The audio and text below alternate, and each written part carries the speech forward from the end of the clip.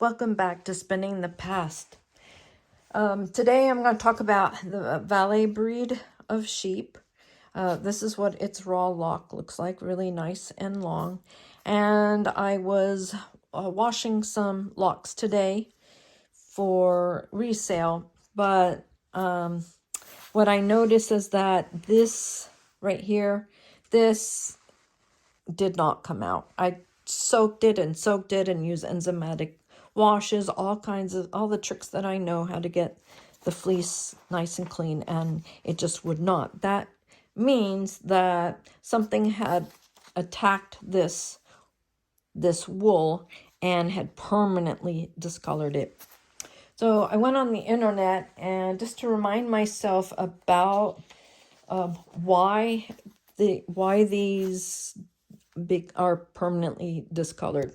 There's a couple of different reasons, but okay, here's the article, the presentation. She talks about the merino situation in Australia. Merino is one of the primary flocks that they have there, the breed of sheep. They have like thousands and thousands. So their wool production is of huge commercial importance. So I just kind of wanted to read it to you. This topic describes greasy color of fleece wool on the sheep in the context of two types of unscourable discolorations that develop under certain conditions of moisture, temperature, and bacterial activity, namely yellow discoloration and fleece rot. The economic impact of unscourable color on fleece value is presented. The processes involved in the development and the measurement of yellow discoloration and fleece rot are described, with factors associated with resistance to yellow discoloration and fleece rot. So this is what they call canary staining, and in this article they called it unscourable discolorations. This is what we call canary staining. Canary staining. So if you ever hear that this is what it actually looks like. It is the fleece, that bacteria and temperature, it starts on the skin and it gets and affects the actual fiber, and it permanently dyes or stains that fiber, and it doesn't come clean. So quite often, some of these dirty fleeces, they're really dirty. You put them in water and you wash them and they come out like, white as this piece of paper.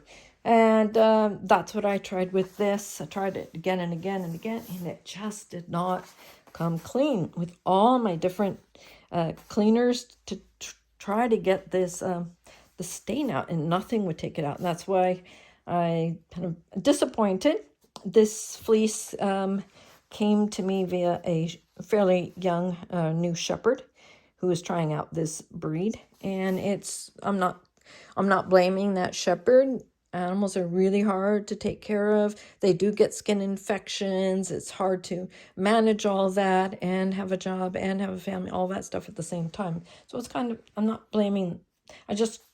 This video, I'm just showing you what this looks like. I want to read their conclusions, their summation about this particular issue in the fleeces. Unscourable color can have an important impact on the value of the fleece. Stained fibers result from chemical reactions occurring at skin level under the influence of moisture, temperature, and bacterial activity. Color can range from yellow through red, orange, blue, pink, violet, gray, brown, or green. Fleece rot is a disease that develops with prolonged wetting and bacterial activity at skin level and causes crusting and staining of the wool fibers. Animals differ in their susceptibility to the disease depending on rainfall, strain, age, conformation, and flock management.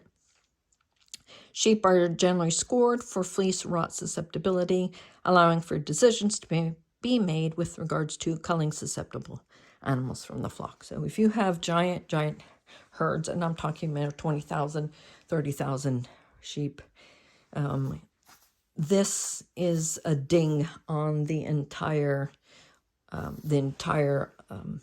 bundle that you send in for grading and for sale. Just this is considered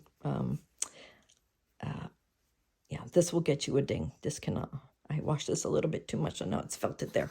This has low lanolin, so it doesn't require lots and lots of soaking. Anyways, this is fleece buying season, and I had a wonderful example here of canary staining, what it looks like. I want to show you, you don't always know at the show, quite often, most of the time. This stuff right here is just some sweat, urine, dirt, and it washes out. Just even with water, it washes out. But then when you come home, you wash it and you get this. All fibers, so all fleece, in my opinion, have a purpose. So maybe not a white beard for Santa, but maybe a blonde-haired doll, or maybe use this as stuffing. Maybe you will spin this and dye it a deeper color, so you're not going to get nice pastels, but you can dye it a deeper color. It will, the staining will affect the take-up of the dye, but that might be interesting effect. So here is the white part of the fleece, and you can see right next to it the staining there. So that is canary staining. It is from bacteria that's attacked the skin, and it's kind of a skin infection that got on the wool, and then that's permanently altered the color of that wool. I hope this has been helpful today as we all enjoy. This is sheep wool shearing season. Everyone get out there, try a new wool, a new breed that you haven't tried before. And I'll catch you next time on Spinning the Past.